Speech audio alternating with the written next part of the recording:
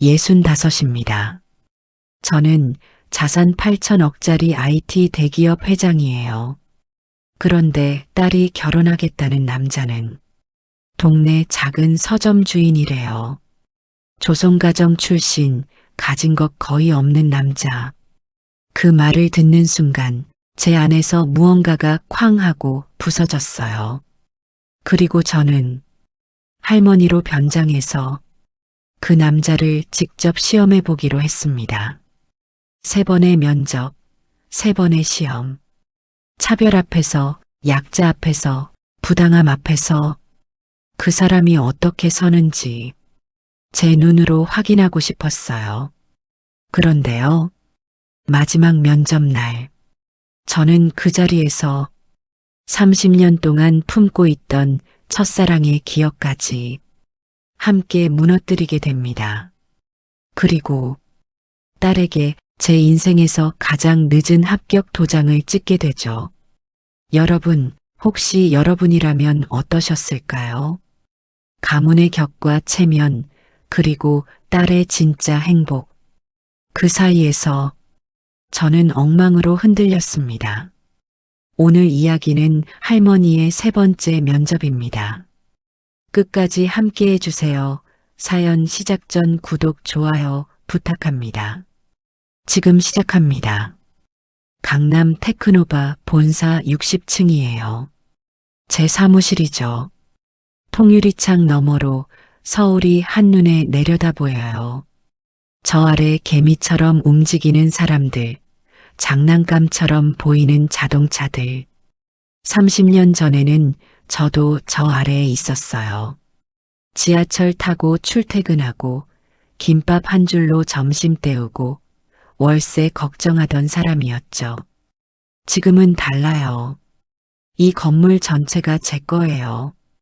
60층 꼭대기에 앉아서 숫자를 들여다보는 게 제 일이에요. 태블릿에 뜬 숫자를 봤어요. 매출 5조 돌파, 글로벌 점유율 1도 시위. 대단한 숫자죠. 기자들이 인터뷰 요청을 쏟아내고 경제지에서 특집 기사를 준비한대요. 자수성가 신화 여성 CEO의 전설. 그런 수식어가 붙는다더군요. 근데요, 그 숫자들을 보면서 묘한 기분이 들었어요. 공허하다고 해야 할까요? 뭔가 빠져 있는 것 같은 느낌이요. 창밖을 바라봤어요. 해가 기울고 있었어요.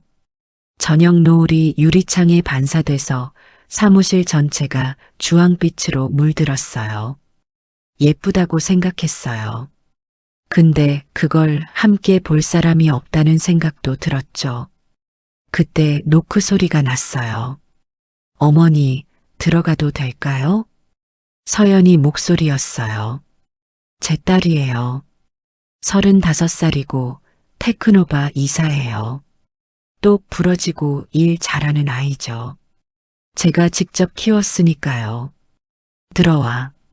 문이 열리고 서연이가 들어왔어요. 근데 표정이 평소와 달랐어요. 긴장되어 있었어요. 눈빛이 흔들리고 있었죠. 무슨 일이지? 직감적으로 느꼈어요. 뭔가 큰 얘기를 꺼내려는 거구나. 서연이가 제 앞에 섰어요. 손을 꼭 쥐고 있더라고요. 어머니, 드릴 말씀이 있어요. 뭔데? 잠시 침묵이 흘렀어요. 서연이가 심호흡을 했어요. 그리고 입을 열었죠. 결혼하고 싶은 사람이 있습니다. 결혼. 그 단어에 귀가 쫑긋해졌어요. 35이면 결혼해야죠. 늦은 감도 있어요. 그동안 일만 하느라 연애할 시간도 없었으니까요. 드디어 좋은 사람 만났구나. 다행이다. 그런 생각이 들었어요. 그래, 누군데? 어느 그룹 아들이야? 저도 모르게 그렇게 물었어요. 당연히 재벌가 자제겠거니 생각한 거죠. 서연이 정도면 어디 가서 빠지지 않아요. 재벌가 3세들도 줄 서는 집안이에요. 중매 제안도 수십 번 받았어요. 서연이가 고개를 저었어요. 그런 사람 아니에요. 그럼 서점 주인이에요. 서점 주인이라는 말에 잠시 멈칫했어요. 뭐라고요? 서점요? 조선가정 출신이고요. 할머니 손에서 자랐대요. 대기업 다니다가 3년 전에 퇴사하고 지금은 동네에서 작은 서점을 운영하고 있어요. 공기가 얼어붙는 게 느껴졌어요. 서점 주인, 조선가정, 할머니 손에서 자랐다. 그 단어들이 머릿속에서 맴돌았어요. 30년 전이 떠올랐어요. 가난한 서점 직원, 월급 50만 원도 안 되던 청년, 준혁이요. 제가 사랑했던 사람이요. 제가 버린 사람이요. 가슴이 덜컥 내려앉았어요. 왜 하필 서점이야? 왜 하필 조선가정이야? 운명이 장난치는 것 같았어요. 어머니, 서연이가 불렀어요. 저는 정신을 차렸어요. 표정을 굳혔어요. 서점 주인이라고? 네. 조선가정 출신이라고? 네. 근데 어머니, 그건 중요한 게 아니에요. 그 사람이 어떤 사람인지가 중요한 거예요. 서연이 목소리가 단단해졌어요. 눈빛도요. 이 아이가 진심이구나. 깨달았어요. 그냥 좋아하는 게 아니라 진짜 사랑하는 거구나. 근데 저는 받아들일 수가 없었어요. 머리로는 이해하려고 해도 가슴이 안 됐어요. 체면이라는 게 있잖아요. 가문의 격이라는 게 있잖아요. 서연아. 네. 너 지금 무슨 말하는지 알아? 테크노바 후계자가 서점 주인이랑 결혼한다고? 세상이 뭐라고 하겠어? 세상이 뭐라고 하든 상관없어요. 저는 그 사람이 좋아요. 상관없다니. 너 이 회사가 어떻게 여기까지 온 줄 알아? 내가 얼마나 피땀 흘려서 읽어놨는데. 그걸 서점 주인한테 넘기라고? 목소리가 높아졌어요. 저도 모르게요. 화가 났어요. 아니, 화라기보다는 두려웠던 것 같아요. 딸이 저랑 똑같은 길을 가려는 게요. 저처럼 후회할까 봐요. 아니, 그게 아니었어요. 솔직히 말하면요. 딸이 저와 다른 선택을 하려는 게 무서웠어요. 제가 틀렸다는 걸 증명하는 것 같아서요. 어머니, 저는요. 서연이가 눈물을 머금고 말했어요. 저는 어머니처럼 살고 싶지 않아요. 그 말에 숨이 턱 막혔어요. 어머니처럼 살고 싶지 않다고요. 제가 어떻게 살았는데요? 다 이 아이를 위해서 그런 거였는데요. 서연이가 돌아섰어요. 문 쪽으로 걸어갔어요. 그러다 멈췄어요. 가방에서 뭔가를 꺼내더니 책상 위에 올려놓았어요. 사진이었어요. 이 사람이에요. 제가 사랑하는 사람이요. 어머니도 한번 만나보시면 아실 거예요. 이 사람이 얼마나 따뜻한 사람인지. 그리고 서연이가 나갔어요. 문이 닫혔어요. 혼자 남았어요. 책상 위에 놓인 사진을 봤어요. 작은 서점 앞에서 웃고 있는 남자였어요. 손글씨 간판이 보였어요. 옹기 책방. 그렇게 적혀 있었어요. 남자 얼굴을 들여다봤어요. 30 초반쯤 되어 보였어요. 순한 눈이었어요. 따뜻한 미소였어요. 그 순간 가슴이 철렁했어요. 이 눈빛, 이 미소, 어디서 많이 봤어요. 30년 전에요. 손이 떨렸어요. 서랍을 열었어요. 깊숙한 곳에 손을 넣었어요. 손끝에 뭔가가 닿았어요. 책이었어요. 오래된 책이요. 꺼냈어요. 데미안이었어요. 표지가 누렇게 바랬어요. 30년 동안 서랍 속에 있었으니까요. 첫 장을 펼쳤어요. 손글씨가 보였어요. 민서야, 새는 알에서 나오려고 투쟁한다. 너도 언젠가 내 껍데기를 깨고 나오길. 준혁이가 눈물이 났어요. 30년 만에요. 준혁이 글씨를 보니까요. 사진 속 남자를 다시 봤어요. 옹기 책방 앞에서 웃고 있는 그 남자요. 준혁이랑 닮았어요. 눈빛이요. 미소가요. 분위기가요. 서점이라는 것도 그렇고 따뜻해 보이는 것도 그렇고 우연일까요? 아니면 운명일까요? 책을 가슴에 안았어요. 창밖을 바라봤어요. 해가 완전히 졌어요. 서울 야경이 반짝이고 있었어요. 직접 만나봐야겠어요. 그 남자가 어떤 사람인지, 딸을 맡겨도 되는 사람인지, 아니면 제가 30년 전에 했던 선택이 옳았던 건지, 내 눈으로 직접 확인해야겠어요. 그날 밤 잠을 못 잤어요. 침대에 누워서 천장만 바라봤어요. 서연이가 한 말이 계속 맴돌았어요. 어머니처럼 살고 싶지 않아요. 그 말이요. 귓가에서 떠나지 않더라고요. 내가 어떻게 살았는데, 다 이 아이 위해서 그런 거였는데, 남편 없이 혼자 키웠어요. 밤낮 없이 일했어요. 회사를 이만큼 키웠어요. 뭐가 부족해서요. 근데요, 가슴 한쪽이 시렸어요. 서연이가 틀린 말을 한 게 아니라는 걸 저도 알았거든요. 저는 행복했을까요? 30년 동안요. 숫자를 쌓고 체면을 세우고 혼자 텅 빈 집에 돌아오는 삶이요. 그게 행복이었을까요? 준혁이 얼굴이 떠올랐어요.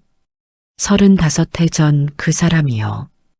웃는 얼굴이 먼저 떠올랐어요. 그 다음에 울던 얼굴이요. 제가 떠난다고 했을 때요. 그때 그 사람 눈빛을 아직도 잊을 수가 없어요. 민서야, 정말 가는 거야? 그렇게 물었어요. 저는 대답 못했어요. 고개만 끄덕였죠. 그랬더니 준혁이가 웃더라고요. 울면서 웃었어요. 그래, 가. 내가 행복하면 돼. 나는 괜찮아. 그 말이 30년 동안 가슴에 박혀 있었어요. 나는 괜찮아. 그 말이요. 거짓말인 거 알았어요. 괜찮을 리가 없잖아요. 근데 그렇게 말해줬어요. 끝까지 저를 생각해줬어요. 저는 뭘 한 걸까요? 그런 사람을 버리고 뭘 얻은 걸까요? 새벽 4시쯤 됐을 때 잠이 들었어요. 꿈을 꿨어요. 준혁이가 나왔어요. 서점에서 책 정리하고 있었어요. 제가 들어가니까 고개를 들더라고요. 웃었어요. 그 웃음이요. 30년 전이랑 똑같았어요. 민서야 왔어? 그 목소리에 눈이 떠졌어요. 심장이 마구 뛰고 있었어요. 땀이 났어요. 창밖을 봤어요. 해가 뜨고 있었어요. 새벽이 지나고 아침이 오고 있었죠. 결심이 섰어요. 오늘 가야겠어요. 그 서점에요. 그 남자를 직접 봐야겠어요. 침대에서 일어났어요. 드레스룸으로 갔어요. 문을 열고 안을 둘러봤어요. 명품 정장들이 줄지어 걸려 있었어요. 샤넬, 디올, 에르메스, 옷 한 벌에 수백만 원짜리들이요. 근데 오늘은 이런 옷을 입으면 안 돼요. 테크노바 CEO로 가면 안 돼요. 그 남자의 진짜 모습을 보려면 저도 가면을 써야 해요. 드레스룸 구석을 뒤졌어요. 한참을 뒤졌어요. 그러다 찾았어요. 30년 전 창업 초창기에 입던 옷들이요. 버리지 않고 남겨뒀더라고요. 왜 남겨뒀는지는 저도 몰라요. 그냥 버리기가 싫었어요. 낡은 카디건이 있었어요. 회색이에요. 보풀이 일어나 있었어요. 꺼내서 입어봤어요. 30년 전에는 딱 맞았는데 지금은 좀 헐렁했어요. 그동안 제가 마른 거죠. 면바지도 있었어요. 늘어난 거요. 무릎 부분이 닳아 있었어요. 그것도 입었어요. 운동화도 찾았어요. 흰색이었는데 누렇게 변했어요. 밑창이 닳아서 거의 평평했어요. 신어봤어요. 발이 편했어요. 비싼 구두보다 편했어요. 거울 앞에 섰어요. 낯선 사람이 보였어요. 강남 60층 꼭대기에 앉아있던 CEO가 아니었어요. 동네에서 흔히 볼 수 있는 할머니였어요. 근데 아직 부족했어요. 얼굴이 너무 말끔했어요. 화장을 지웠어요. 맨 얼굴이 됐어요. 주름이 그대로 보였어요. 기미도요. 평소에는 다 가리고 다녔는데요. 머리도 손봤어요. 일부러 헝클어뜨렸어요. 평소에는 미용실에서 매주 관리받는 머리였는데 오늘은 그냥 대충 묶었어요. 돋보기 안경도 꺼냈어요. 평소에는 안 쓰고 시력이 나쁘지 않아서요. 근데 오늘은 썼어요. 늙어 보이려고요. 다시 거울을 봤어요. 완전히 다른 사람이었어요. 묘한 기분이 들었어요. 거울 속에서 30년 전에 제가 보이는 것 같았어요. 가난했던 시절의 제요. 지하철 타고 출근하고 컵라면으로 끼니 때우고 잠도 못 자면서 일하던 그때요. 그때 저는 행복했을까요? 힘들었지만 꿈이 있었어요. 희망이 있었어요. 그리고 준혁이가 있었어요. 지금은요, 다 잃었어요. 근데 뭔가 비어 있어요. 꿈은 이뤘는데 희망은 사라졌어요. 준혁이는 없고요. 내가 이런 짓까지 하네. 혼잣말이 나왔어요. 65살 재벌 회장이 변장을 하고 있다니요. 말도 안 되는 짓이죠. 근데 그래야 했어요. 딸을 위해서요. 아니, 솔직히 말하면 저를 위해서요. 제가 확인하고 싶었어요. 집을 나섰어요. 지하로 내려가지 않았어요. 평소에는 지하 주차장에서 바로 차 타고 나가거든요. 기사가 문 열어주고 에어컨 나오는 차 안에서 뉴스 보면서 출근하죠. 오늘은 달랐어요. 현관으로 나갔어요. 걸어서 지하철역으로 향했어요. 30년 만이었어요. 지하철 타는 게요.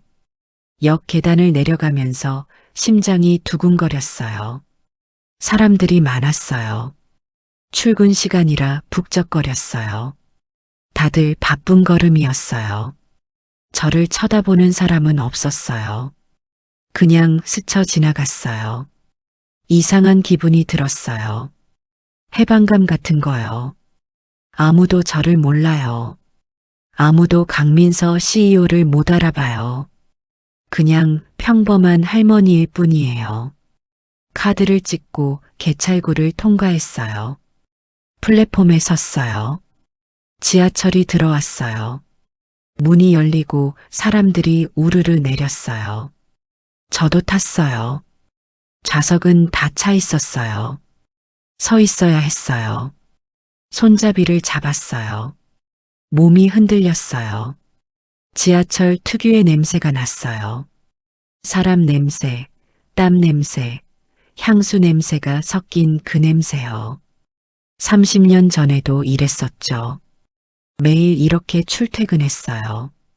그때는 힘들다고 생각했어요. 빨리 성공해서 이런 데서 벗어나고 싶다고요. 지금은요. 이상하게 그립더라고요. 이 흔들림이요. 이 북적거림이요. 주변 사람들을 봤어요. 학생도 있었고, 직장인도 있었고, 어르신도 있었어요. 다들 자기 삶을 사느라 바빴어요. 기쁜 얼굴도 있었고, 지친 얼굴도 있었어요. 저는 이 사람들과 멀어진 지 오래됐어요. 60층 꼭대기에서 숫자만 들여다보느라요. 사람들이 어떻게 사는지 잊고 살았어요. 몇 정거장을 지났어요. 역 이름을 확인하면서 내릴 곳을 기다렸어요. 마침내 도착했어요. 문이 열리고 내렸어요. 계단을 올라가서 밖으로 나왔어요. 낯선 동네였어요. 고층 빌딩 대신 낡은 건물들이 있었어요. 프랜차이즈 카페 대신 오래된 분식집이 있었어요. 사람들 옷차림도 달랐어요. 수수했어요. 휴대폰으로 지도를 봤어요. 옹기 책방. 검색했어요. 여기서 도보 5분이래요. 걸었어요. 골목을 따라 걸었어요. 점점 좁아지는 골목이요. 오래된 주택들이 늘어서 있었어요. 빨래가 널려 있었어요. 고양이가 지나갔어요.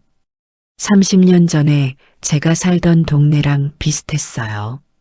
창업하기 전에요. 가난했을 때요. 월세방에서 살았어요. 준혁이네 서점 근처였어요. 가슴이 먹먹해졌어요. 그때 생각이 나서요. 골목 끝이 보였어요. 거기에 작은 가게가 있었어요. 손글씨 간판이 걸려 있었어요. 옹기 책방. 심호흡을 했어요. 깊게요. 심장이 두근거렸어요. 그래, 이게 첫 번째 면접이다. 속으로 중얼거렸어요. 그리고 문을 열었어요. 종소리가 울렸어요. 딸랑딸랑.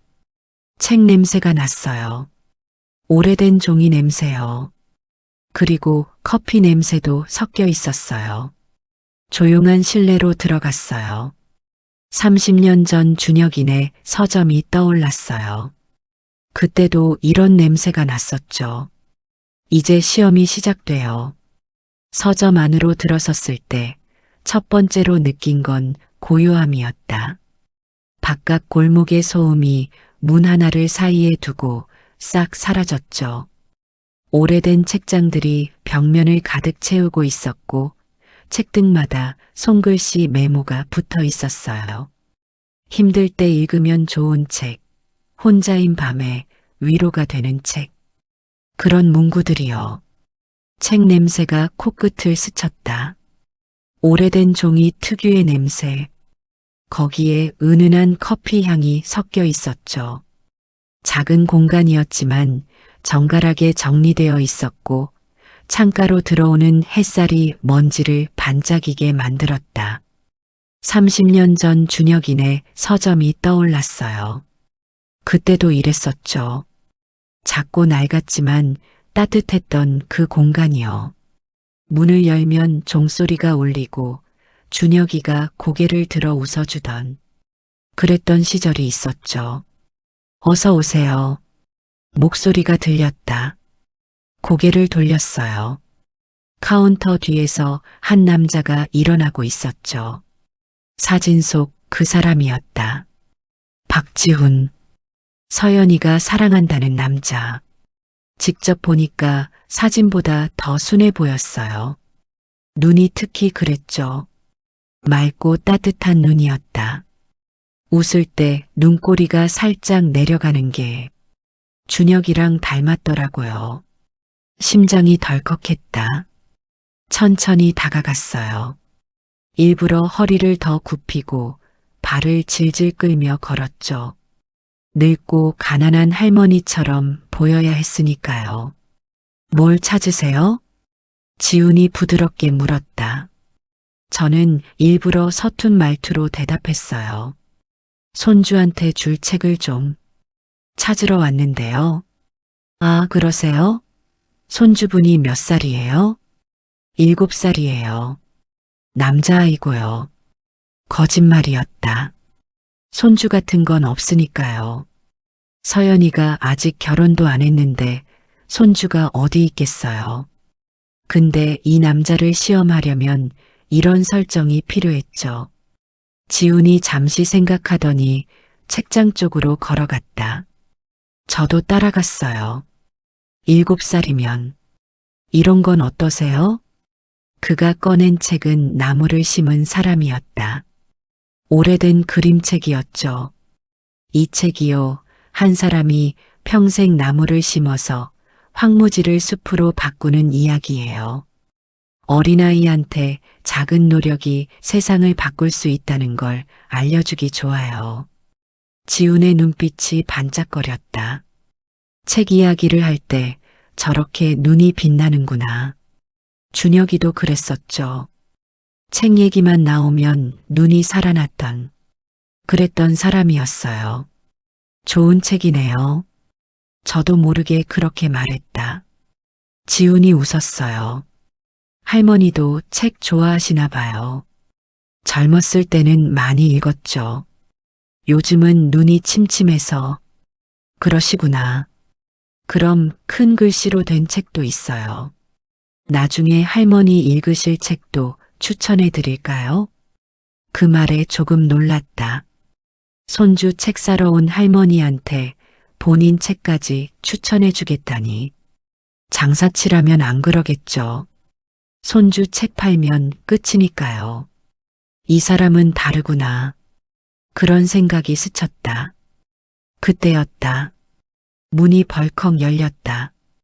거친 발소리와 함께 남자 둘이 들어왔다. 양복을 입은 남자와 청바지에 가죽 자켓을 입은 남자. 가죽 자켓 남자가 앞장서서 들어왔는데 인상이 험악했어요. 박지훈 씨 맞죠? 가죽 자켓 남자가 물었다. 아니, 물었다기보다 쏘아붙였죠. 네, 그런데 누구시죠? 지훈이 차분하게 대답했다. 표정이 굳어지긴 했지만 목소리는 흔들리지 않았어요. 나 김태준이야. 이 건물 주인 아들. 아버지 대신 왔어.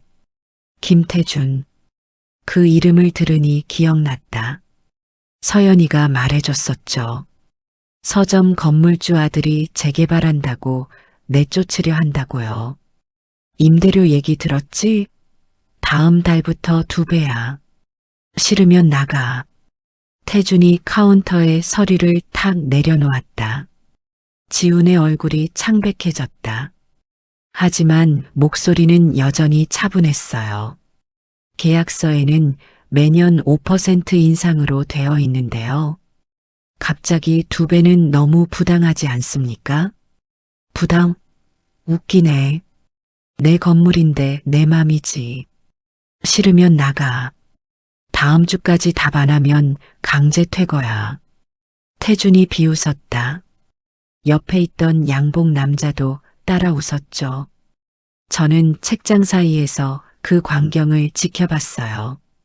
주먹이 저절로 쥐어졌다. 저런 인간들 어디 가나 있죠. 돈과 권력으로 사람을 짓밟는 부류요. 제가 사업하면서 수없이 봐온 타입이었어요. 지훈이 어떻게 할까? 궁금했다. 굽실거릴까? 아니면 화를 낼까? 둘 다 아니었어요. 지훈이 주머니에서 휴대폰을 꺼냈다.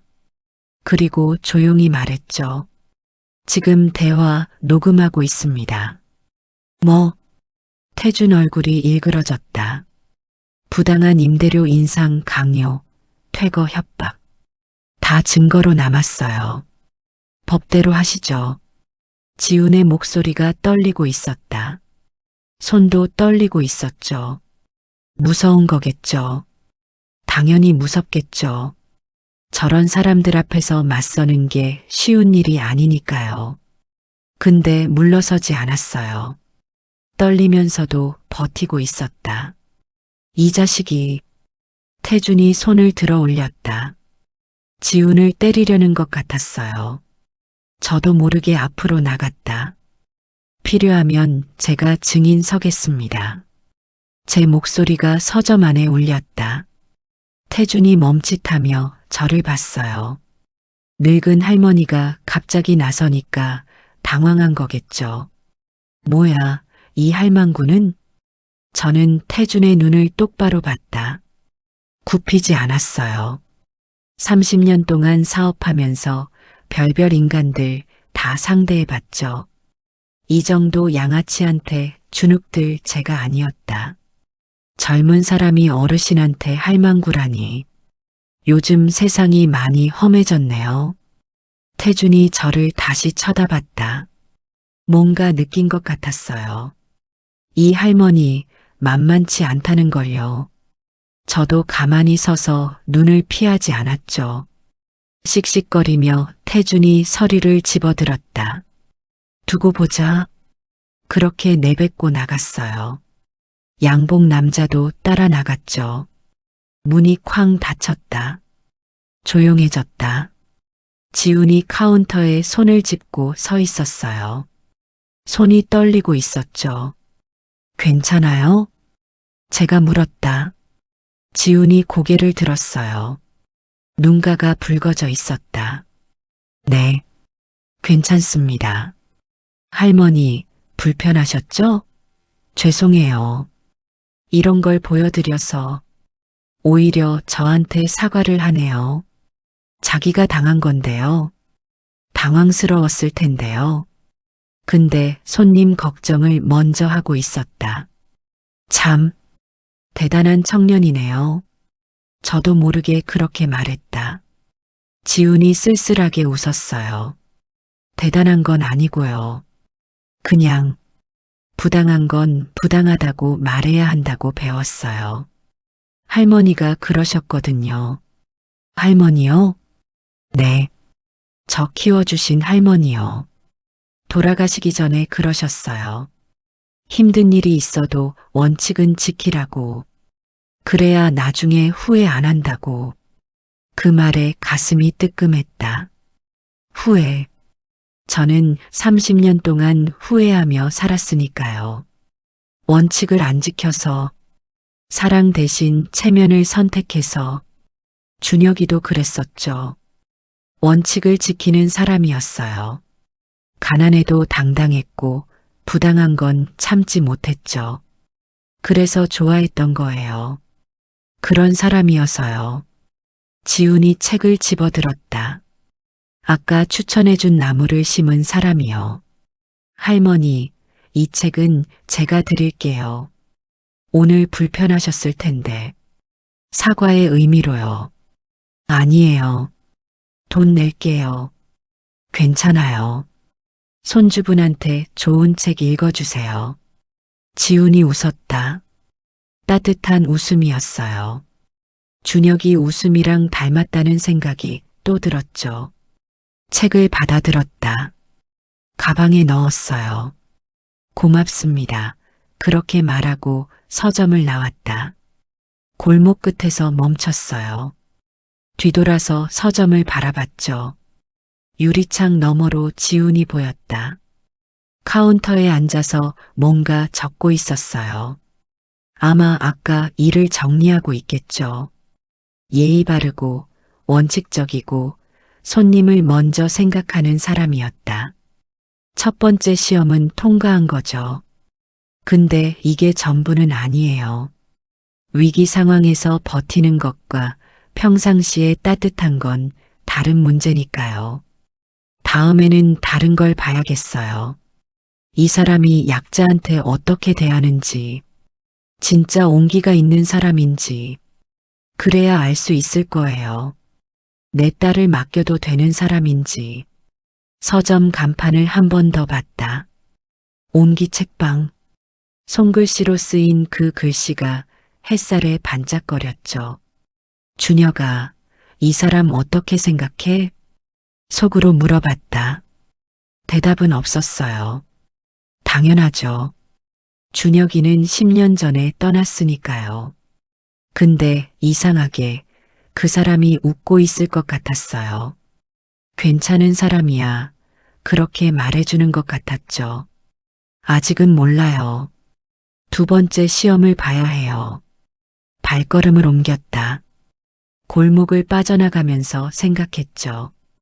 다음에는 뭘 시험해 볼까?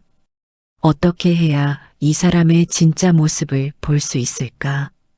며칠 뒤에 다시 와야겠어요. 이번에는 더 귀찮은 손님이 되어서요. 일주일을 기다렸다. 너무 빨리 가면 수상해 보일 것 같았거든요. 그래서 참았죠. 근데 참는 게 생각보다 힘들었어요. 자꾸 그 서점이 떠올랐다. 책 냄새, 손글씨 메모들, 그리고 지훈의 눈빛이요. 회사에서 회의를 하면서도 멍하니 창밖을 바라볼 때가 있었죠. 비서가 대표님 괜찮으세요? 하고 물을 정도였으니까요. 괜찮다고 했어요. 괜찮은 게 아니었지만요. 서연이는 그 뒤로 저한테 말을 안 걸었다. 회사에서 마주쳐도 인사만 하고 지나갔죠. 눈빛이 차가웠어요. 상처받은 거겠죠. 제가 그렇게 만든 거고요. 어머니처럼 살고 싶지 않아요. 그 말이 자꾸 떠올랐다. 밤마다요. 내가 어떻게 살았는데. 그렇게 생각하면서도 한편으로는 서연이가 맞다는 걸 알고 있었죠. 저도 제가 어떻게 살았는지 알으니까요. 토요일 아침이 됐다. 비가 내리고 있었어요. 창밖을 보면서 생각했죠. 오늘 가야겠다고. 비 오는 날이면 손님이 적을 테니까요. 그 남자의 평소 모습을 볼 수 있을 거라고. 드레스룸에서 지난번 옷을 다시 꺼냈다. 낡은 카디건, 늘어난 면바지, 다른 운동화. 거울 앞에서 다시 변장을 했죠. 이번에는 우산도 챙겼어요.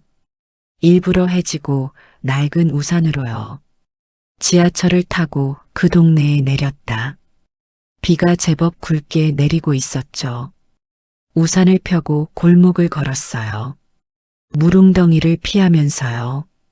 옹기 책방 앞에 도착했다. 유리창 너머로 안이 보였죠. 손님은 없었어요. 지훈이 카운터에 앉아서 책을 읽고 있었다. 문을 열었어요. 종소리가 울렸죠. 지훈이 고개를 들었다. 어서. 아, 할머니. 지훈의 얼굴이 환해졌어요. 저를 알아본 거죠. 일주일 전에 한 번 왔던 손님을요. 지난번에 오셨던 분이시죠? 손주분한테 책 드렸어요? 기억하고 있었다. 일주일 전 일을요. 손주한테 책 준다고 했던 것까지요. 놀랐어요. 보통 장사하는 사람들은 손님 얼굴 잘 기억 못 하거든요. 특히 저처럼 평범하게 생긴 할머니는요. 네, 손주가 좋아하더라고요. 거짓말이었다. 손주가 없으니까요. 근데 자연스럽게 나왔죠. 이 역할에 점점 익숙해지고 있는 것 같았어요. 다행이에요. 오늘은 뭘 찾으세요? 그냥 비도 오고 해서요. 잠깐 구경하러 왔어요. 천천히 둘러보세요. 비 오는 날엔 책 읽기 좋잖아요. 지훈이 웃었다. 따뜻한 웃음이었죠. 그리고 다시 자기 책으로 돌아갔어요. 손님한테 들러붙어서 뭐 사라고 하지 않았다. 그냥 편하게 둘러보라고요. 이런 서점 요즘 드물죠. 책장 사이를 천천히 걸었다. 손글씨 메모들을 읽어봤어요. 힘들 때 읽으면 좋은 책, 새벽에 잠 안 올 때 위로가 되는 책, 부모님이 보고 싶을 때 펼쳐보세요. 하나하나 정성이 느껴졌다. 준혁이도 이런 메모를 붙여뒀었죠. 그때 서점에서요. 사랑에 빠졌을 때 읽으면 좋은 책, 이별하고 나서 읽으면 눈물 나는 책. 그런 거요. 저는 그 메모들 보면서 웃었었는데 참 그랬던 시절이 있었네요. 그때였다. 일부러 우산을 떨어뜨렸어요. 우산이 바닥에 떨어지면서 물이 사방으로 튀었죠. 책장 아래쪽에도 튀었고 바닥에 물웅덩이가 생겼어요. 고의로 한 거예요. 이 사람이 어떻게 반응하는지 보려고요. 어머, 미안해요. 손이 미끄러져서 일부러 당황한 척 말했다. 지훈이 벌떡 일어났어요. 인상을 찌푸릴 줄 알았죠. 책방에 물을 쏟았으니까요. 책에 물 묻으면 팔 수 없잖아요. 근데 지훈은 다른 반응을 보였다. 괜찮으세요, 할머니? 안 다치셨어요? 저 걱정을 먼저 했어요. 바닥 걱정도 아니고 책 걱정도 아니고요. 할머니 괜찮으시냐고 먼저 물었죠. 네, 괜찮아요. 근데 바닥이 제가 치울게요. 할머니는 저기 앉아 계세요. 지훈이 재빨리 카운터 뒤에서 걸레를 가져왔다. 그리고 무릎을 꿇었어요. 바닥을 닦기 시작했죠. 저는 멍하니 서 있었어요. 할머니, 허리 안 좋으시잖아요. 서 계시면 힘드실 텐데 저기 의자에 앉아 계세요. 제 허리요? 어떻게 알았지? 아, 맞다. 지난번에 제가 허리 굽히고 다녔으니까요. 그걸 기억하고 있었던 거예요. 일주일 전 모습을요. 조그만 디테일까지 기억하는 사람이구나. 놀라웠어요. 대단했고요. 의자가 있네요. 지난번엔 못 봤는데. 아, 이거요? 얼마 전에 놓은 거예요. 어르신들이 오시면 서서 책 보시기 힘드시잖아요. 그래서요. 지훈이 웃으며 말했다. 바닥을 닦으면서요. 어르신들을 위해서 의자를 놓았다고요. 그게 돈이 되는 일이 아닌데요. 장사에 도움이 안 되는데요. 그래도 놓은 거죠. 장사꾼이 아니구나. 이 사람은요. 돈을 벌려고 서점을 하는 게 아니라 사람을 만나려고 하는 거구나. 그런 생각이 들었어요. 바닥 닦는 걸 지켜보다가 의자에 앉았다. 창밖으로 비가 계속 내리고 있었죠. 서점 안은 조용했어요. 책 냄새와 빗소리만 있었다. 그때 문이 열렸어요. 종소리가 울렸죠. 초등학생 정도 되어 보이는 아이가 들어왔다. 옷이 젖어 있었어요. 우산이 없었나 봐요. 옷차림도 낡았죠. 신발에 구멍이 나 있었어요. 아저씨, 아이가 지훈을 불렀다. 지훈이 걸레를 놓고 일어났어요. 준호야. 비 맞았네? 잠깐만. 지훈이 카운터 뒤에서 수건을 가져왔다. 아이 머리를 닦아줬죠. 자연스러웠어요. 처음 하는 게 아닌 것 같았다. 숙제 도와달라고 왔어. 산수가 너무 어려워. 그래, 뭐가 어렵더? 나눗셈. 나누기가 뭔지 모르겠어. 지훈이 웃었다. 아이를 카운터 옆 작은 테이블로 데려갔어요. 공책을 꺼내더니 설명하기 시작했죠. 천천히 쉬운 말로요. 준호야, 나눗셈은 말이야. 똑같이 나눠주는 거야. 사과가 10개 있는데 친구가 2명이면 한 명한테 몇 개씩 줄 수 있을까? 5개? 맞아. 그게 나눗셈이야. 아이가 웃었다. 이해한 거죠. 지훈도 웃었어요. 둘이서 머리를 맞대고 공책에 뭔가 적었다. 저는 그 광경을 지켜봤어요. 마음이 따뜻해지는 느낌이었죠. 이 남자, 동네 아이 숙제까지 봐주는 거구나. 돈 받고 하는 게 아닐 텐데요. 그냥 해주는 거죠. 한참 뒤에 숙제가 끝난 것 같았다. 지훈이 카운터 뒤에서 뭔가를 꺼냈어요. 도시락이었죠. 준호야, 밥 먹었어? 아니, 엄마 아직 안 왔어. 그럼 같이 먹자. 아저씨 도시락인데 혼자 먹으면 외로워. 아이가 환하게 웃었다. 둘이서 도시락을 나눠 먹기 시작했죠. 작은 테이블에 마주 앉아서요. 지훈이 반찬을 아이 쪽으로 밀어줬어요. 더 먹어, 그러면서요. 눈물이 날 것 같았다. 왜인지는 모르겠어요. 그냥 그 광경이 너무 따뜻해서요. 오랜만에 보는 풍경이어서요. 저런 게 옹기구나. 서점 이름이 옹기 책방인 이유를 알 것 같았어요. 도시락을 다 먹고 아이가 돌아갔다. 비가 약해졌거든요. 지훈이 문 앞까지 배웅했어요. 조심해서 가, 다음에 또 와. 그렇게 말하면서요. 문이 닫히고 지훈이 돌아왔다. 저와 눈이 마주쳤죠. 죄송해요, 할머니. 시끄러웠죠? 아니에요. 좋은 광경이었어요. 진심이었다. 지훈이 쓸쓸하게 웃었어요. 저 아이가요, 준호라고 하는데 엄마가 혼자 일하셔서 저녁까지 집에 못 오시거든요. 그래서 자주 여기 와요. 숙제하러도 오고 심심하면 책 읽으러도 오고요. 마음 좋으시네요. 아니에요.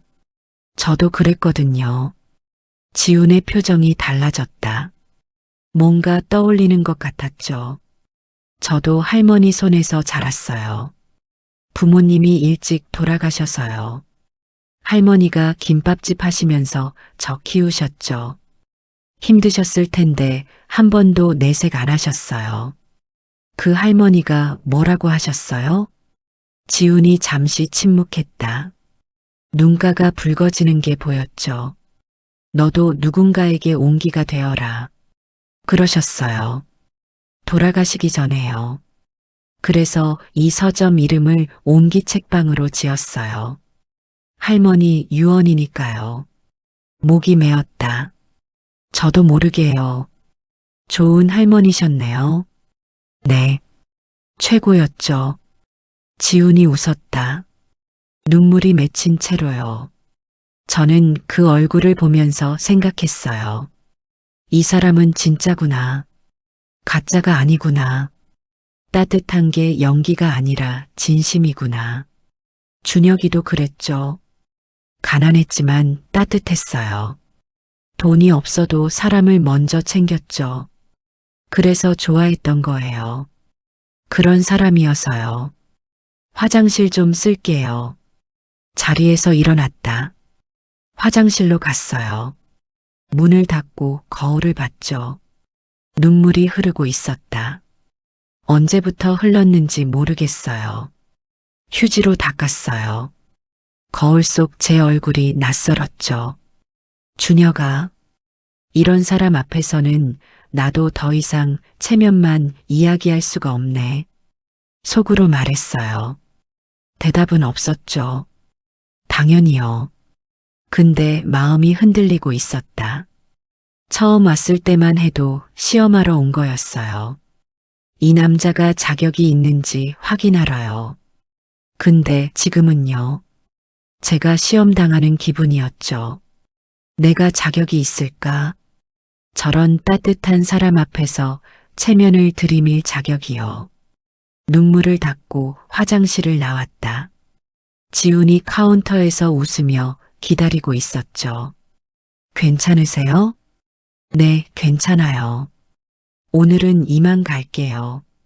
네, 또 오세요. 할머니. 문을 열고 나왔다. 비는 거의 그쳤어요. 우산을 접고 골목을 걸었죠. 마지막 시험이 남았다. 원칙과 용기. 정말 힘든 상황에서 이 사람이 어떻게 하는지를 봐야 해요. 근데요, 이미 마음이 기울고 있는 게 느껴졌다. 이 사람이라면 괜찮을지도 모른다고요. 다음이 마지막이에요. 거기서 결정할 거예요. 내 딸을 맡겨도 되는 사람인지. 세 번째 방문을 앞두고 며칠을 고민했다. 오늘이 마지막이에요. 여기서 이 사람의 진짜 얼굴을 봐야 해요. 두 번의 방문으로 많은 걸 봤죠. 예의 바르고 원칙적이고 약자를 먼저 챙기는 사람이라는 걸요. 근데 아직 한 가지가 남았어요. 진짜 힘든 상황에서 어떻게 하는지, 모든 게 무너질 것 같은 순간에도 버틸 수 있는 사람인지, 그걸 봐야 했죠. 아침에 일어나서 창밖을 봤다. 맑은 날이었어요. 햇살이 유리창에 부딪혀 반짝거렸죠. 좋은 날이라고 생각했어요. 아니, 좋은 날이 됐으면 좋겠다고요. 변장을 하고 집을 나섰다. 이제는 익숙해진 옷차림이었죠. 낡은 카디건, 늘어난 면바지, 다른 운동화. 거울에 비친 모습이 더 이상 낯설지 않았어요. 오히려 편했죠. 60층 꼭대기의 CEO보다 이 모습이요. 지하철을 탔다. 흔들리는 객차 안에서 창밖을 바라봤어요. 건물들이 스쳐 지나갔죠. 30년 전에도 이렇게 지하철을 탔었어요. 준혁이 만나러 갈 때요. 그때는 심장이 두근거렸죠. 설렘 때문에요. 지금도 두근거리고 있었다. 근데 이번에는 설렘이 아니었어요. 긴장이었죠. 오늘 뭘 보게 될지 모르니까요. 역에서 내려 골목을 걸었다. 옹기 책방이 점점 가까워졌어요. 손글씨 간판이 보였죠. 햇살에 반짝거리고 있었다. 문을 열었어요. 종소리가 울렸죠. 어서. 아, 할머니. 또 오셨네요. 지훈의 얼굴이 환해졌다. 이제는 완전히 익숙한 표정이었죠. 세 번째니까요. 단골이 된 거예요. 가짜 단골이지만요. 응, 또 왔어요. 오늘 날씨가 좋아서. 들어오세요. 차 한 잔 드릴까요? 고마워요. 카운터 옆 의자에 앉았다. 지훈이 차를 내려줬어요. 따뜻한 보리차였죠. 잔을 감싸주니까 온기가 손끝으로 전해졌다. 서점 안을 둘러봤어요. 지난번보다 책이 좀 더 정리되어 있었죠. 새로운 손글씨 메모도 붙어 있었어요. 봄에 읽으면 좋은 책, 새 출발하는 분들께 추천. 그런 거요. 부지런하시네요. 메모도 새로 붙이시고. 아, 이거요? 계절마다 바꿔요. 손님들이 좋아하시더라고요.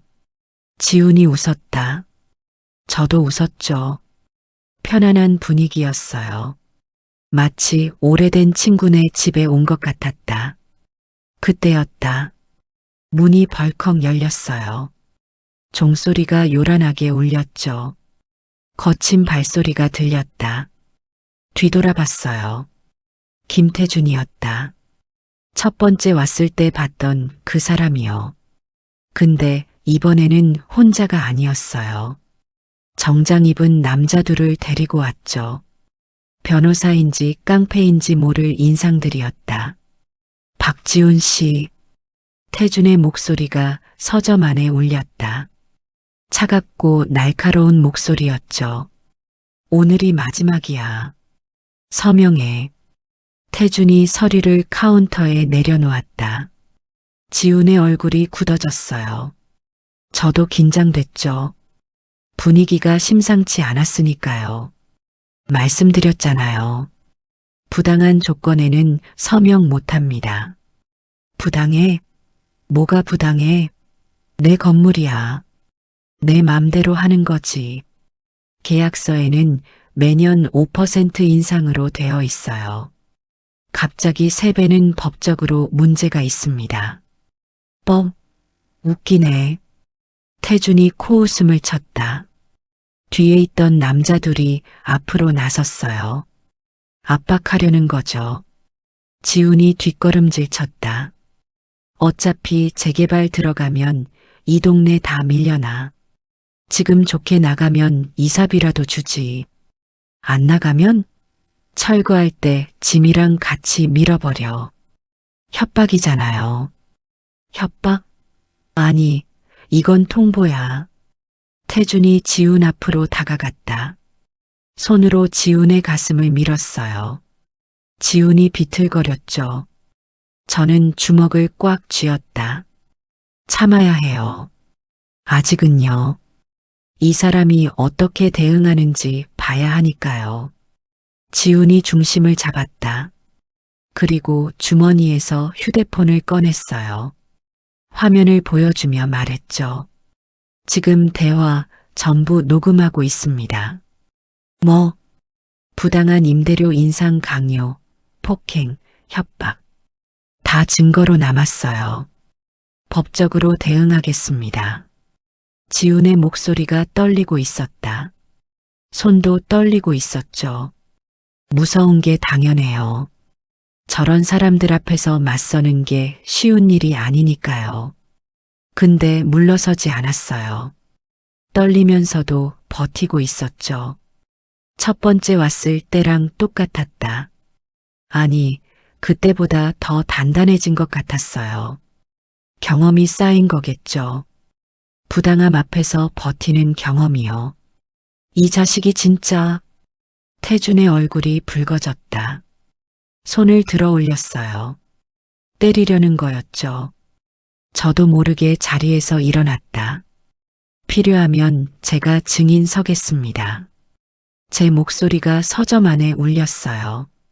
모두가 저를 쳐다봤죠. 태준, 정작 남자들, 그리고 지훈까지요. 태준이 저를 위아래로 훑어봤다. 늙은 할머니가 갑자기 나서니까 황당한 거겠죠. 뭐야, 또 이 할망구야? 저번에도 봤죠. 저 기억력 좋아요. 그날 있었던 일도 다 기억해요. 오늘 일도 기억할 거고요. 법정에서 증언할 수 있어요. 태준이 저를 노려봤다. 저도 피하지 않았어요. 눈을 똑바로 마주봤죠. 30년 동안 사업하면서 별별 인간들 다 상대해 봤어요. 저런 허세 부리는 양아치쯤은 익숙하죠. 태준의 눈빛이 흔들렸다. 뭔가 느낀 거예요. 이 할머니 만만치 않다는 걸요. 평범한 동네 할머니가 아니라는 걸요. 에잇 시발. 태준이 서류를 집어들었다. 두고 보자. 끝까지 버텨봐. 그렇게 내뱉고 문을 박차고 나갔어요. 정작 남자들도 따라 나갔죠. 문이 쾅 닫혔다. 서점이 조용해졌다. 저는 깊게 숨을 내쉬었어요. 긴장이 풀리니까 다리가 후들거렸죠. 지훈이 카운터에 손을 짚고 있었다. 온몸이 떨리고 있었어요. 당연하죠. 무서웠을 테니까요. 천천히 다가갔다. 괜찮아요? 지훈이 고개를 들었다. 눈이 붉어져 있었어요. 네, 괜찮습니다. 할머니, 감사해요. 또 도와주셔서. 뭐려? 당연한 거죠. 당연하지 않아요. 모른 척 할 수도 있었잖아요. 위험한 상황인데. 근데 나서주셨어요. 진짜 감사해요. 지훈이 고개를 숙였다. 어깨가 들썩거렸어요. 울고 있는 것 같았죠. 저는 아무 말 없이 옆에 서 있었다. 뭐라고 해야 할지 몰랐어요. 위로의 말이 떠오르지 않았죠. 잠시 후 지훈이 고개를 들었다. 눈물을 훔치며 웃었어요. 쓸쓸한 웃음이었죠. 할머니, 저 포기 안 할 거예요. 네, 이 서점이요. 포기 안 할 거예요. 할머니가 남긴 유언이거든요. 누군가에게 온기가 되라고요. 그래서 이 서점 이름을 온기 책방이라고 지은 거예요. 여기서 제가 할 수 있는 만큼 사람들한테 온기를 주고 싶어요. 목이 메었다. 저도 모르게요. 그래서요. 아무리 힘들어도 안 포기할 거예요. 제가 넘어지면 할머니가 슬퍼하실 것 같으니까요. 하늘에서 보고 계실 테니까요. 지훈이 웃었다. 눈물이 맺힌 채로요. 그 얼굴이 준혁이랑 겹쳐 보였어요. 30년 전 그 사람이요. 준혁이도 그랬었죠. 부모님이 반대해도 저를 놓지 않겠다고 했어요. 사랑하니까 포기 안 한다고요. 근데 그때 포기한 건 저였죠. 제가 먼저 떠났어요. 이 사람은 다르구나. 포기하지 않는 사람이구나. 끝까지 지키는 사람이구나. 그 순간 확신이 들었다. 이 사람이라면 괜찮겠다고요. 내 딸을 맡겨도 되겠다고요. 가방 속을 더듬었다. 손끝에 뭔가가 닿았어요. 명함이었죠. 테크노바 대표이사 강민서. 그렇게 적힌 명함이요. 이제 가면을 벗을 시간이에요. 3번의 시험을 봤어요. 첫 번째는 위기 앞에서 원칙을 지키는지, 두 번째는 약자를 어떻게 대하는지, 세 번째는 끝까지 버틸 수 있는 사람인지, 3번 다 통과했어요. 아니, 통과한 정도가 아니었죠. 제 기대를 넘어섰어요. 이제 더 이상 숨길 이유가 없었다. 이 사람 앞에서 저도 진짜가 되어야 했죠. 지훈 씨, 네, 나, 할 말이 있어요. 지훈이 고개를 갸웃거렸다. 저는 가방에서 명함을 꺼냈어요. 그리고 카운터 위에 조용히 올려놓았죠. 지훈의 눈이 명함을 향했다. 읽었어요. 테크노바, 대표이사, 강민서. 얼굴이 굳어졌다. 저를 다시 봤죠. 믿을 수 없다는 표정이었어요.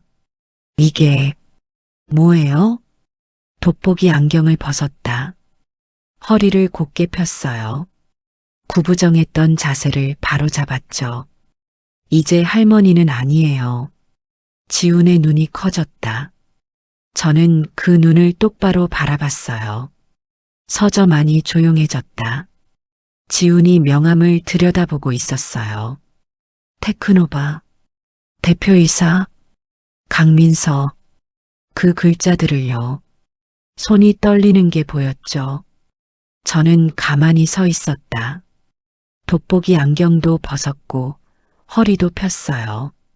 구부정한 동네 할머니가 아니라 원래의 제 모습으로요. 30년 동안 회사를 이끌어온 CEO의 모습으로요. 지훈이 고개를 들었다. 눈이 흔들리고 있었죠. 할머니, 아니 이게 진짜예요? 진짜예요. 그럼 지금까지 지훈의 목소리가 떨렸다. 당황한 거겠죠. 당연해요. 3번이나 찾아온 가난한 할머니가 갑자기 재벌 회장이라고 하니까요. 누가 안 당황하겠어요. 저는 천천히 입을 열었다. 3번 왔어요. 당신이 어떤 사람인지 보려고요. 내 딸한테 어울리는 사람인지 확인하려고요. 딸이요? 지훈의 얼굴에 뭔가 스쳐 지나갔다. 깨달은 거죠. 서연이요. 제 딸이요. 강서연 씨, 어머니시군요. 맞아요. 침묵이 흘렀다. 지훈이 명함을 내려놓았어요. 저를 똑바로 봤죠. 눈빛이 달라져 있었다. 당황함을 넘어서 뭔가 다른 감정이 섞여 있었어요. 그럼 지금까지 저를 시험하신 건가요? 그 말에 가슴이 뜨끔했다. 맞으니까요. 시험한 거 맞으니까요. 네, 시험했어요. 숨기지 않았다. 변명도 안 했죠. 사실이니까요. 지훈의 표정이 굳어졌다. 입술을 꽉 다물었어요. 화가 난 걸까? 실망한 걸까? 알 수 없었죠. 저는 계속 말했어요. 서연이가 당신과 결혼하고 싶다고 했을 때 저는 반대했어요. 서점 주인이라고요. 조선가정 출신이라고요. 우리 집안에 안 어울린다고 생각했죠. 지훈이 아무 말 없이 듣고 있었다. 저는 계속했어요. 그래서 직접 보러 왔어요. 이 사람이 어떤 사람인지, 내 딸을 맡길 만한 사람인지, 아니면 내가 서연이를 말려야 하는지 확인하려고요. 그래서요? 지훈이 물었다. 목소리가 낮았죠. 감정을 누르고 있는 것 같았어요. 저는 그 눈을 피하지 않았다. 합격이에요. 지훈의 눈이 커졌다. 뭐라고요? 그런 표정이었죠. 당신은 합격이에요. 3번의 시험을 다 통과했어요. 지훈이 아무 말 없이 저를 바라봤다. 저는 계속 말했어요. 첫 번째 날, 당신은 부당한 횡포 앞에서 굴복하지 않았어요. 녹음하고 있다고 당당하게 맞섰죠. 무서웠을 텐데요. 근데 원칙을 지켰어요. 지훈의 눈빛이 흔들렸다. 두 번째 날, 당신은 저한테 친절했어요. 우산 떨어뜨려서 물 쏟았는데 화 한 번 안 냈죠. 오히려 제 허리 걱정을 먼저 했어요. 일주일 전에 봤던 제 모습을 기억하면서요. 지훈이 입술을 깨물었다. 그리고 그 아이요. 준호라고 했죠? 숙제 봐주고 밥까지 나눠 먹었어요. 돈 되는 일이 아닌데요. 그냥 해줬어요. 그게 당신이라는 사람이더라고요. 눈물이 날 것 같았다. 저도요. 말하면서요. 3번째 날, 오늘이요. 저놈들이 또 왔을 때 당신은 포기하지 않았어요. 떨리면서도 버텼죠.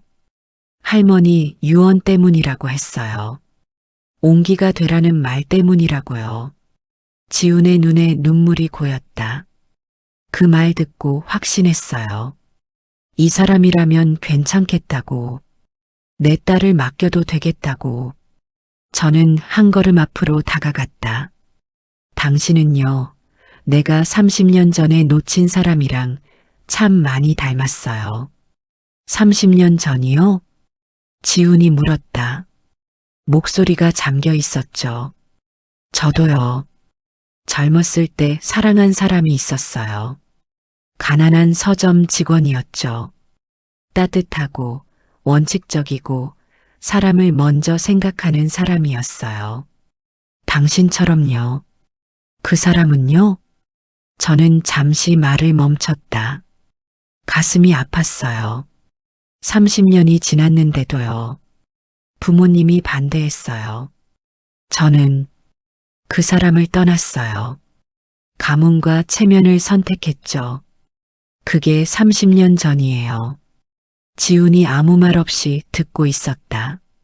그 사람은 결혼도 안 하고 혼자 살다가 10년 전에 세상을 떠났대요. 암이었다고 하더라고요. 저는 그 소식 듣고 울었어요. 회의 중이었는데요. 숫자 보면서 울었어요. 목이 메었다. 겨우 말을 이었죠. 30년 동안 후회했어요. 단 하루도 안 잊었어요. 그때 다른 선택을 했으면 어땠을까? 그 생각을 안 해본 날이 없어요. 지훈이 저를 바라봤다. 눈물이 흐르고 있었어요. 지훈 눈에서요. 그래서요. 서연이가 당신 얘기를 했을 때 처음에는 화가 났어요. 또 서점이야? 또 가난한 사람이야? 그랬죠. 근데요. 저는 지훈의 눈을 똑바로 봤다. 당신을 보면서 생각했어요.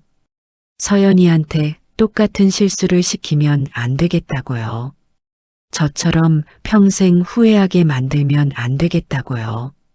지훈이 눈물을 훔쳤다. 저도 눈가가 젖어 있었죠. 당신에게는요. 돈이 없을지도 몰라요. 배경도 없을지도 몰라요. 근데 가장 중요한 게 있어요. 뭔데요? 따뜻한 마음이요. 사람을 먼저 생각하는 눈이요. 그게 있어요. 그게 제가 30년 전에 놓친 거예요. 그리고 그게 가장 중요한 거예요. 저는 깊게 숨을 들이쉬었다. 그리고 말했죠. 제 딸을 부탁해요. 서연이를 부탁해요. 그리고 우리 사위가 되어줘요. 지훈이 멈칫했다. 눈이 커졌어요. 믿을 수 없다는 표정이었죠. 저는 가진 게 별로 없는데요. 이 작은 서점밖에 없어요. 서연 씨한테 해줄 수 있는 게 있어요. 제가 끊었다. 단호하게요. 서연이를 행복하게 해줄 수 있어요. 그게 가장 중요한 거예요. 돈은 제가 있어요. 배경도 제가 있어요. 근데 행복은 당신만 줄 수 있어요. 지훈이 아무 말 없이 저를 바라봤다. 눈물이 또 흘러내렸어요.